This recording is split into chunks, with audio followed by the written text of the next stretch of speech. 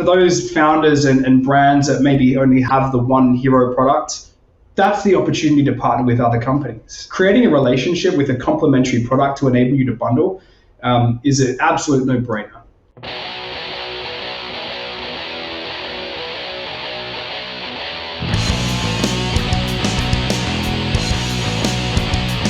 Q4 is the busiest time of year for e-commerce brands. And if there's one thing that rings true year in and year out, it's that you have to get your shoppers' attention quickly. SMS makes it easier than ever to connect with customers through their phones. Trusted by brands like Brooklinen, Native, Fanjoy, and more, Postscript is the go-to text message marketing platform for brands on Shopify and Shopify Plus. Learn more and get started with a free 30-day trial at postscript.io. Welcome to another week's episode of the Messenger Mastermind podcast. As always, I am your host, Jeremy Horowitz, and today I am joined by an incredible guest, someone who I'm really excited to dive into because he's been doing a lot of really interesting things in the space, and I have a lot of questions for her. So without further ado, let me introduce Ben Acott, the founder of Magnetic Labs. Ben, how's it going? Hey, Jeremy. Awesome, man. Thanks so much for having me on the podcast today. Pumped. Yeah, really appreciate you making the time. We know that this time of year is insanely busy. So before we dive right in, I always have one question I love to ask everybody is, how'd you get into this crazy game of econ? Well, man, it's been a long time. I started in probably one of the older sort of e-commerce subscription businesses, which is the wine industry. So if you think about wine as a vertical, they've been doing wine club and subscription for almost 100 years now. Sort of people have been committing to a brand for a long time within the wine space. So started with that, developed an e-commerce agency focused on subscription around 12 years ago.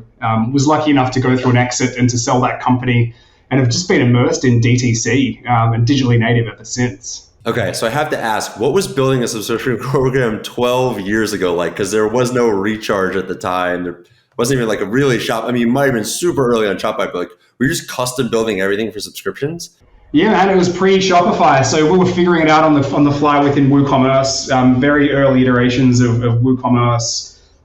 What we ended up building was an automation engine that sort of stacked on top of WordPress, WooCommerce, to automate things like how to effectively communicate what's coming in your shipment, how to modify a shipment, all this kind of stuff long before Recharge kind of existed. So it was scrappy, things broke all the time. But we were really on the forefront of user choice when it came to things like retention. And that was really kind of our secret sauce, is it's less about here's what you get and when you get it. It's more about what do you want and when do you want it. So I think that kind of early alignment opened up the door for a lot of our future brands that we now have really sticky subscribers with. Yeah, very cool. Also, just going to start off with the value. That's a great lesson for every subscription brand is I feel like everybody's trying to force you into the same monthly orders and the same kind of process versus the this is the product that I want. This is when I want it, which is a very interesting twist. So I think let's dive right in because I'm really excited to ask you, okay, so can you quickly explain, because you all manage a portfolio of brands. If anybody is listening who may not be familiar with Magnetic, how does it work? How does all the different projects that you're working on collaborate together? Yeah, I think Magnetic is technically a holding co for all of my personal brands and investments or companies that I start, and really what it's been established for is a framework so we don't make the same mistake twice. And I think that's really the value that I come into if I invest into a brand or start something, is we have data and we have learnings. The transparency is there to dig into any of our brands GA. So for example, a head of growth from one brand is more than welcome to dig into our Facebook pixel and analytics of, how do we tackle this, or what specific cohort is performing better based on a certain ads test, things like that. So very much open. I am addicted to the concept of testing across the full stack of DTC. And so really now what Magnetic's becoming is a framework for testing. And what do those tests mean? How do you extrapolate the data and how do you apply those learnings? And that's anything from actual hard product iterations, new product launches, validation of an audience, across the full stack, down to things like shipping. So we could potentially be sending two different box experiences to two different markets and how that impacts on, say, retention or likelihood to subscribe based on what was inside those packs. So it's just a fun lab, man, where we test the crap out of everything. And that's kind of what the culture has been within Magnetic so far. Yeah, I love that. That should be your new LinkedIn bio, addicted to testing. But that's really interesting. So I think is really valuable for especially the like marketers or owners where they're only focusing on their own brand is how do you take all those insights and apply them? Like you're very, very deep in a couple brands and you're working very closely with a bunch of other brands. How do you translate lessons in vertical A versus category X and think about how all of those things play together and actually like versus they're like, oh, I saw a case study and cool company Y did this cool thing and I want to try it out. Yeah, I mean, we're all digitally native. We're all e-commerce. We're all direct to consumer. So the learnings are probably 80% spread out and applied across multiple brands. So an example of that was very early on, say with Manscaped, where we overinvested in the concept of opening the box. So what happened when you, for the first time, tore the piece of tape, open the box, what would you see? And how would that make you feel? We tracked that. We didn't invest in custom tooling and boxing and printing, for the full customer base, but we did it for 10%. And it cost us a bucket load to do that. But just the overinvestment of box opening, it was a concept that we learned, retained a customer. When it came to subscription, it got us into single-digit sort of churn back in those days. We knew that was an effective use of capital, so we deployed that across the full range. There's going to be nuances based on category. For example, we know that there's just brands that people don't need to subscribe to. It's just not something that people need to rely upon. It could be something like an air freshener or a car wash, where if they run out, man, they can wait a few more days. But then there's brands like, say, Drink Monday, where people are using us, a non-alcoholic spirits company, they're using us as a tool to achieve something. And so that level of commitment, like of never running out, is really important, whether it's them trying to drink less, trying to become sober, or trying to have a sense of clarity so they can achieve more stuff in their life.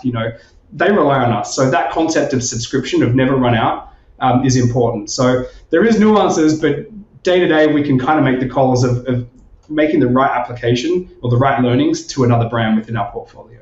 Yeah, that's very cool. Okay. Also, first, before I dive in, did you just say that the unboxing experience got you down to single-digit churn rates for the subscription business? Yeah. So, and well into that as well.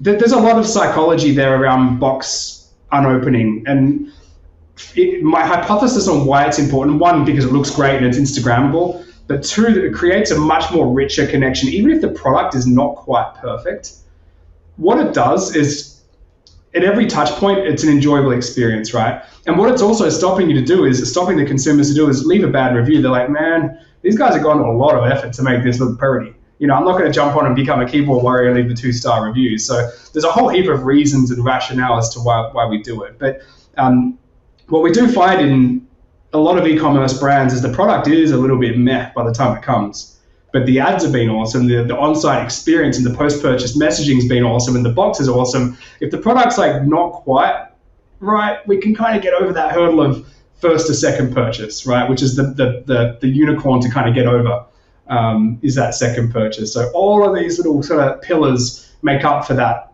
decision-making within to second purchase. So it's a pretty magical thing to always overinvest into. Yeah, definitely. I also feel like you just perfectly broke down what marketing is, what the value is to a company, and what good marketing looks like. Because I've been trying to figure out how to justify the expense of a great unboxing experience for months, and it's always awesome when you can tie a clean data point to that. So that's really, really cool. So I would also love to dive into like, how are you guys preparing for holiday, thinking about how you're managing all these different brands? I know that you have a couple of different strategies. So do you want to just pick like a brand or a string of strategies and how you all are rolling that out going into holiday season? I think this is the most unknown kind of Q4, in my opinion, on record, just given CPMs where they're at. As marketers, we're all freaking out, not knowing if Facebook's going to stabilize. Like as of today, into October 2021, CPMs have never been more wild. And I came from Facebook. I was working on the ads platform at Facebook in 2011 and have been advertising on the platform since then. This is the most crazy, most volatile, most dangerous time to be advertising. So for all of our brands right now, and maybe a perfect example is Drink Monday, it's all about first purchase AOV. So we're bundling hard. It's going to be quite difficult for you to buy a single bottle of our product.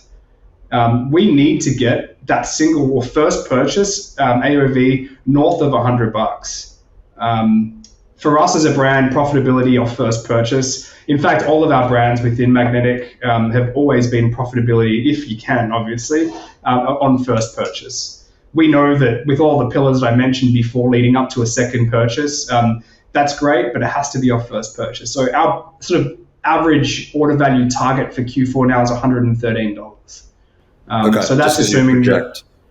Well, that's because we project, but it's really just to fight where we've forecasted CACs to be through holidays.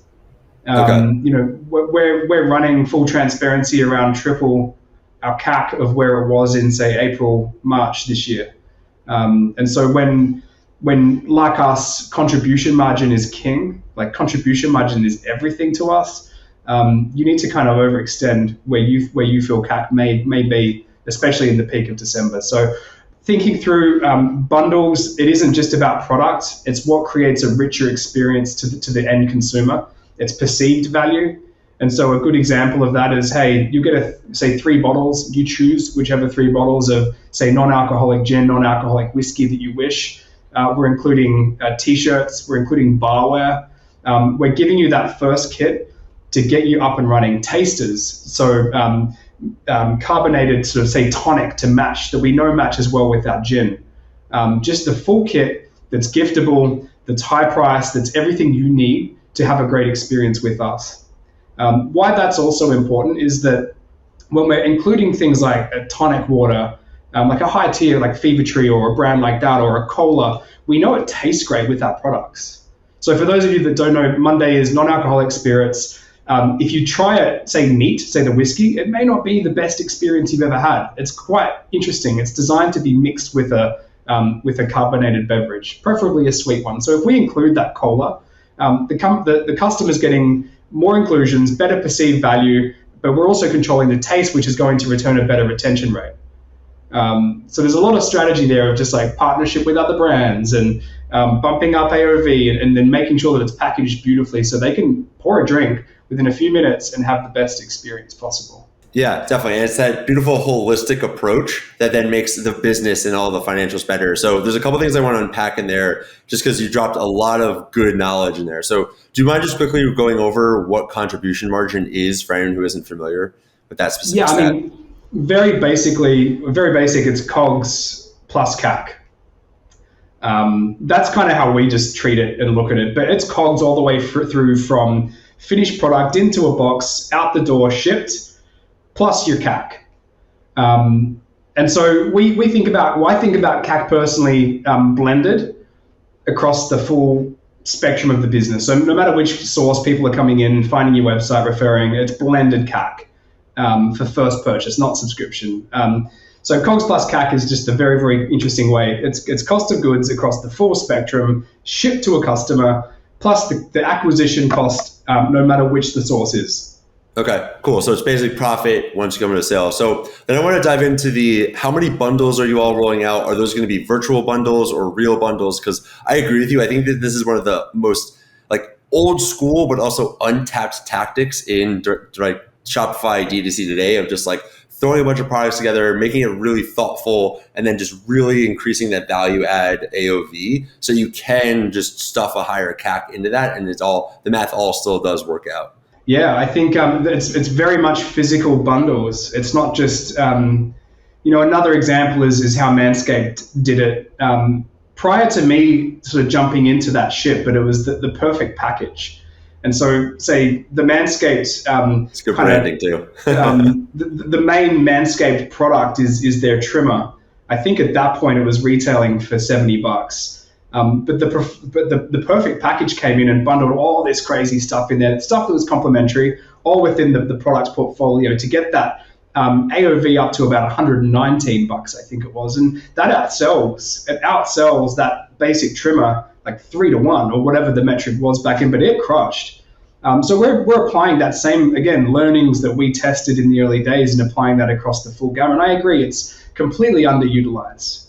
For those founders and brands that maybe only have the one hero product within their suite, that's the opportunity to partner with other companies. So then you're sharing audiences, you're creating opt-ins, you're doing competitions, but creating a relationship with a complementary product to enable you to bundle is an absolute no-brainer. In the case of Monday, to get to our $113 bundle price, we're doing 3 bottles of our spirits, like I mentioned.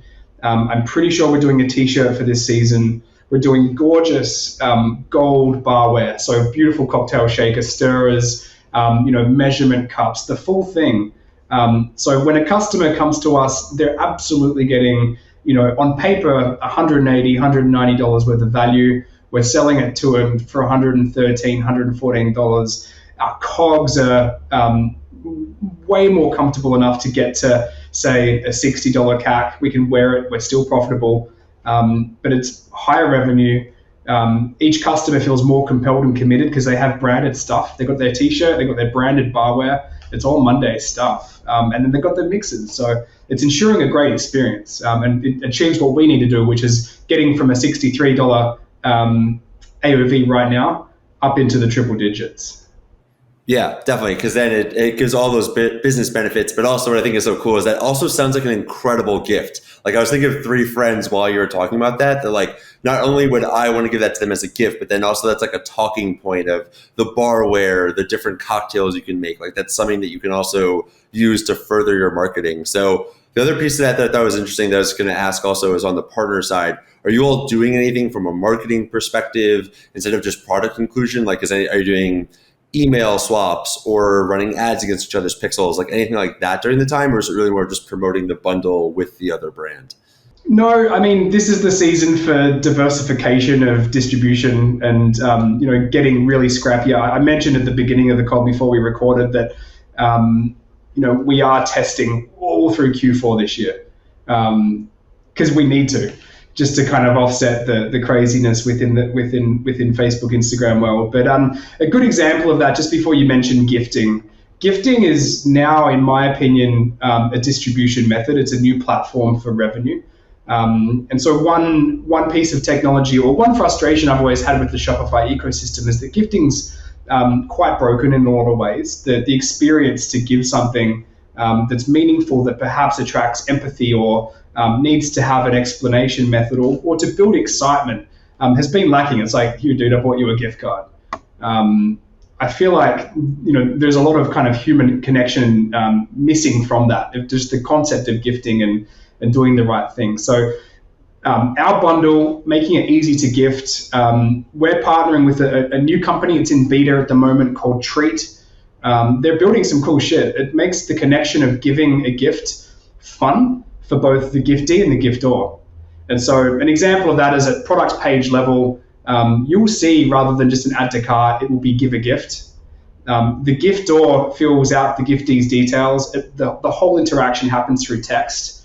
The recipient of that gift jumps in, makes any selections around things like variants, what their actual shipping address is, and then takes them through their own flows of like what to expect. Here's the product, because they don't know anything about this at that point. So building the hype and making it fun and easy to kind of gift. So that's a big part of what holidays is to us. On Drink Monday side, we have a big, semi-big November, big December because we are giftable, but even big January, which is dry January.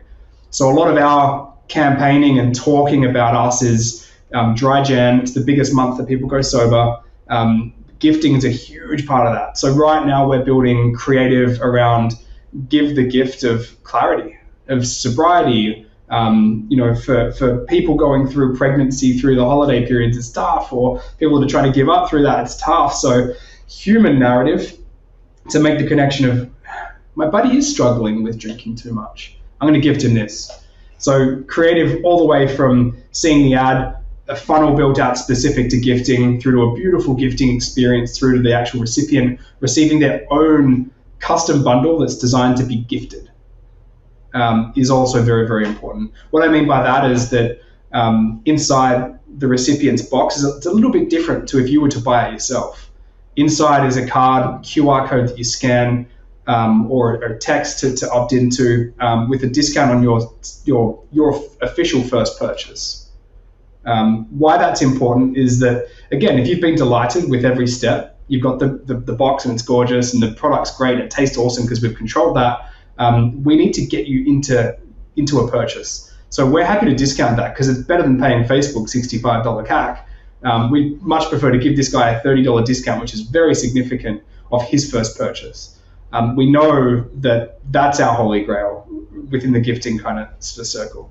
Now, what's interesting around that same treat technology is that gifting is an acquisition source at that point. So what we're starting to test is that if you buy something, you can automatically gift a friend for free. So a free bottle. So you buy a 3-pack, you're a regular subscriber or customer, you can gift something to your buddy on every second purchase. This is highly experimental right now.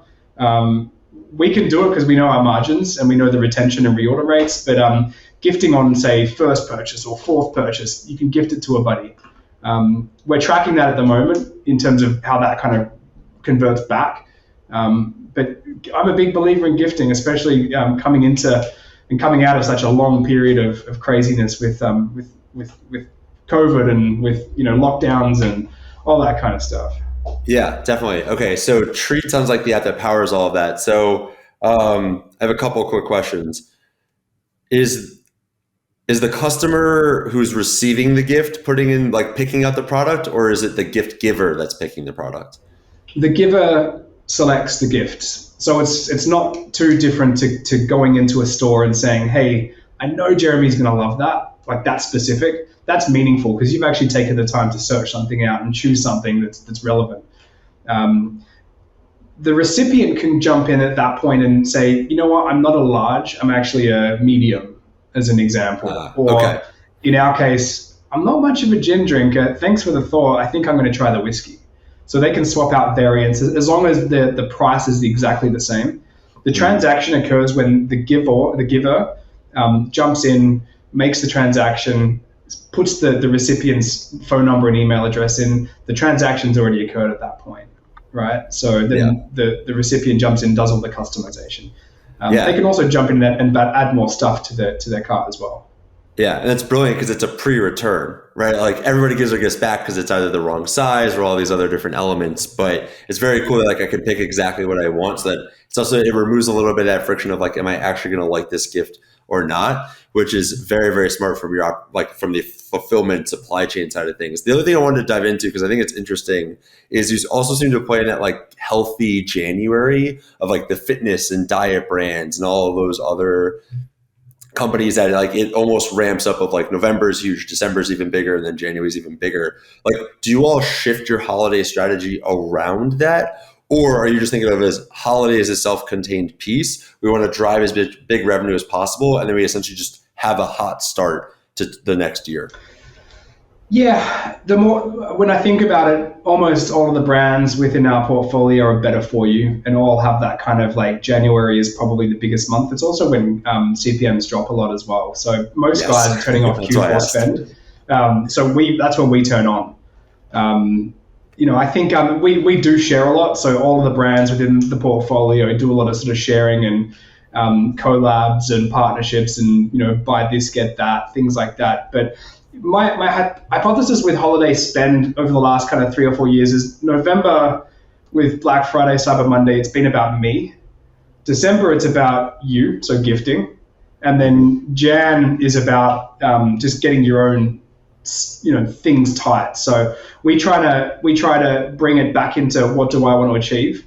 The thinking of that sort of starts mid-December, and that's when we really kind of ramp up. And the narrative within that spend isn't about Christmas and anything like that. It's all about now is the time to at least start to think about what you want to achieve. And Monday's easy because media supports Dry January. It's everywhere, and this will be our biggest Dry January to date.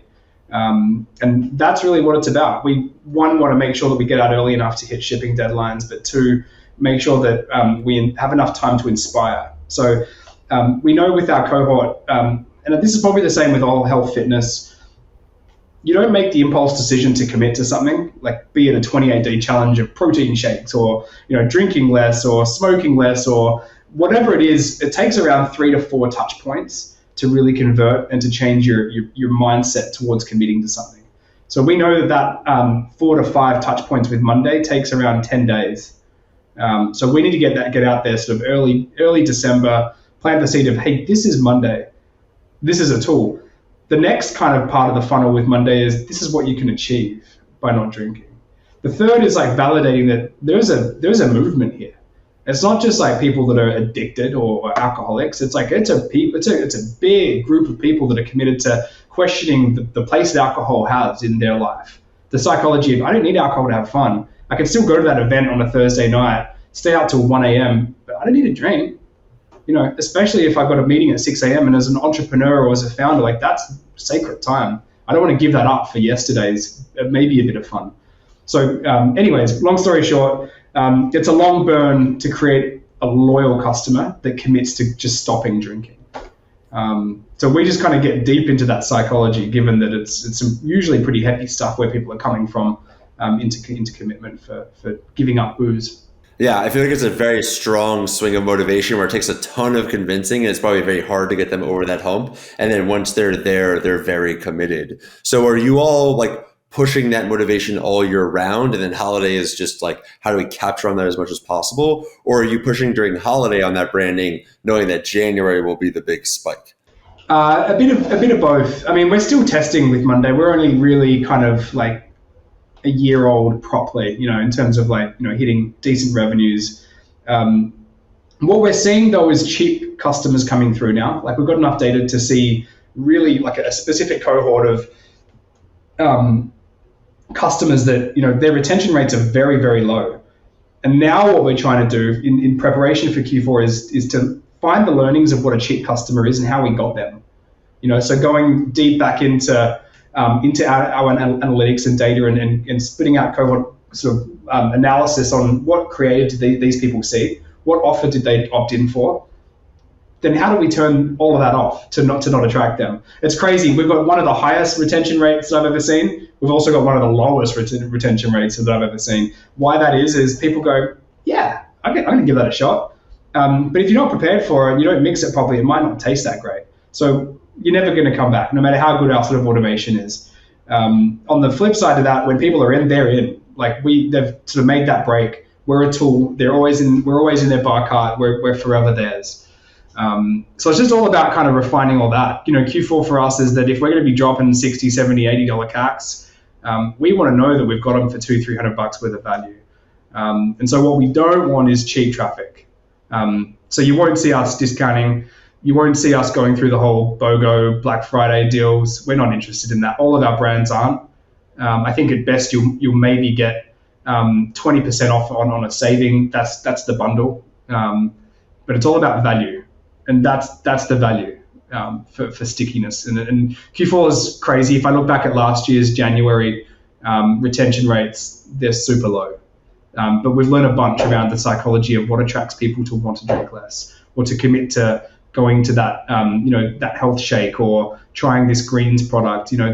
We know now how to smarten up the creative, the placement, and then the affiliate kind of ambassador model off the back of that to get good stickiness. Yeah. Okay. So it's so interesting. So are you familiar with Olipop and Eli Weiss at all? Huge okay. fan. So we just released an episode and he was saying the exact same thing. And I think it's so interesting of this shift from, not to throw everybody on their bus, but for the most part, marketers the past 6 years, it was the cheapest CAC we can get, what's the highest volume of that CAC we can get, and just plow as many people through the funnel. And you both brought up the same point of like, no, we don't want cheap traffic at all anymore. We want to shift that back up. So I'm going to ask you the same question I asked him of how did you, so it sounds like that cohort analysis really helped you figure that out, but like, how did you all decide to make that, what seems like a really big shift of moving budget away from easy sales to those harder but more valuable long-term sales?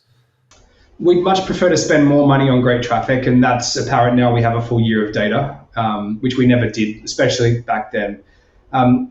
It's really getting into the psychology of the end consumer, and it's usually taking a look back at one of the first decks you make when you're thinking about a new product is like, who is our customer, right? And we did that. We looked back and our kind of 5 main consumers are still very much who we kind of intended on them being.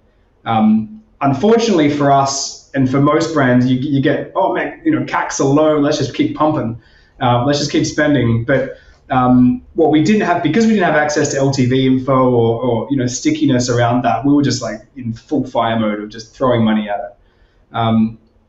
But that's not really the brand that we want to become. And that's not really both financially, but also as a brand. We don't want to be seen as a super high growth, non-profitable, non-compassionate company. We'd much prefer to go deep with the customers that we have, both in commitment and going a little bit slower than what we would have liked, but just having this brand loyalness. I think for me, my hypothesis around that is we get there slower, but we reach a critical mass of very valuable customers that are, of course, going to tell their friends and their family and their co-workers about us.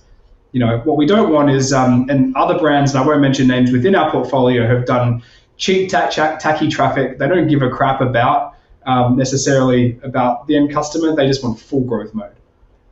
There's no real value to kind of come back time and time again. So it really depends. For us, we're a compassionate, community-focused brand. Everyone says that they are, but we go really deep on it.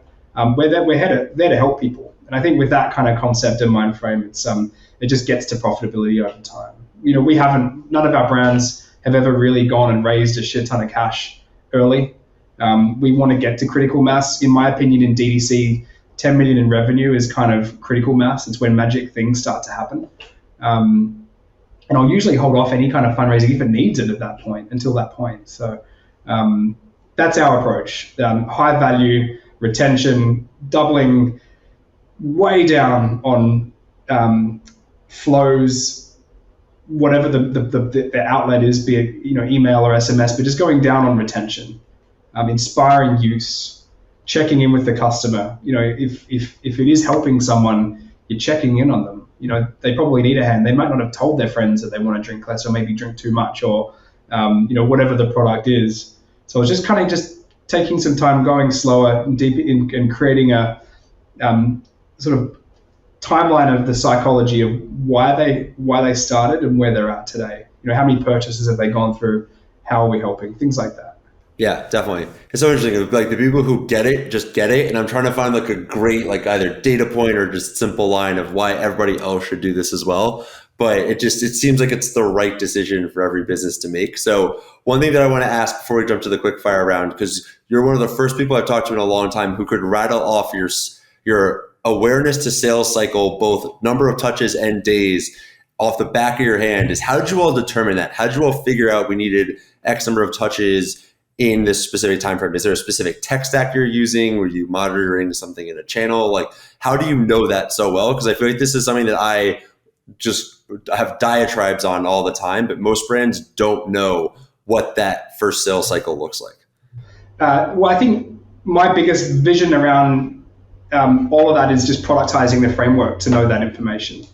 And so what I mean by that is kind of like productizing a framework across what does it take within this particular category to get from a first purchase to a subscription. Productizing a decision-making process around what is the next product that we launch.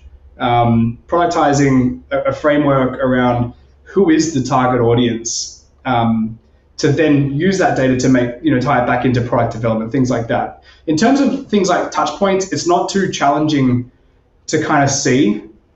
Okay, top of the funnel, comedy ad, got to product page, bounced, got them back again when we got deeper into product callouts and features, bounced, got them through abandoned cart sequences, bounced, captured their mobile, and then got them through SMS. That's easy to quantify. We can measure that. Gets a little bit more challenging when it comes to see ad, check product page, try product, trigger flows, become a subscriber. So our job is to kind of just jump into GA. We use a bunch of mostly just raw data through just basic BI tools, just to kind of spot that. But it's fairly consistent across all of our brands, I've got to say. We know that it's around 6.5 touch points to become a subscriber. And that's extending. It's becoming bigger and bigger as time goes on. My thinking around that is on demand, reorders. That's really where subscriptions are starting to fall behind a little bit. But just head deep in data all day, man. Like just testing it and taking look backs. Retrospectives are so important. I carve out 3 hours a week, just taking a look at retrospectives of what ads were we running back then, what offers were on site, and where are those customers today, right? It's not just like we've installed a platform or a reporting, just say Lifetimely on Shopify. It's not just jumping into the cohort analysis within, say, Lifetimely. It's like, no, that's not deep enough. I need to know exactly what we were doing, the kind of incentives we were pushing at that time to see where that customer is today, 9 months after that initial purchase. Again, it's psychology around attraction, and then what it's taken to get them over that line for first purchase to how we've kept them. Yeah, definitely. It's really like having those historical look backs to understand, once you actually have some data to understand how effective they were or not. And it's really interesting that you use that as a feedback loop to then inform what's going on now. So I'd like to ask everybody a couple of questions in wrapping up. I know you're super busy. So my first question for you would be, what is your favorite piece of content that everybody who is listening should read? The only rule is that it cannot be your own. Okay. Full transparency, I don't consume a ton of media. I'm very rarely on, say, Twitter and platforms like that. What I do though is carve out 4 sessions a week with CEOs or founders of companies that are kind of going through that growth sort of stage, and just listening to them, just having shooting the shit and having banter. That's by far my most favorite method of picking up struggles, opportunities, wins, challenges, frustrations, and definitely my favorite parts of the week. Very cool. Okay. Second piece of content, what's your common gripe, common thing that you think a lot of brands in the Shopify D2C ecosystem are doing right now that you would love to see change? Just set and forget. I think the mindset of not continuing testing throughout the entire DTC journey is frustrating. It's never done. I think the maturation phase, both operationally and also marketing, is coming in to growing up too quick, maybe with the intention of saying we need to be prepared for an acquisition or all that kind of stuff. The maturation phase, in my opinion, is coming too quick. It should be scrappy until, hell, I know a brand that's doing 280 million DTC and they're still as scrappy as all craziness. I feel like that's the thing that makes all of us digitally native. And I feel like, say on the acquisition argument, that's the thing that acquirers want to acquire because they don't have it.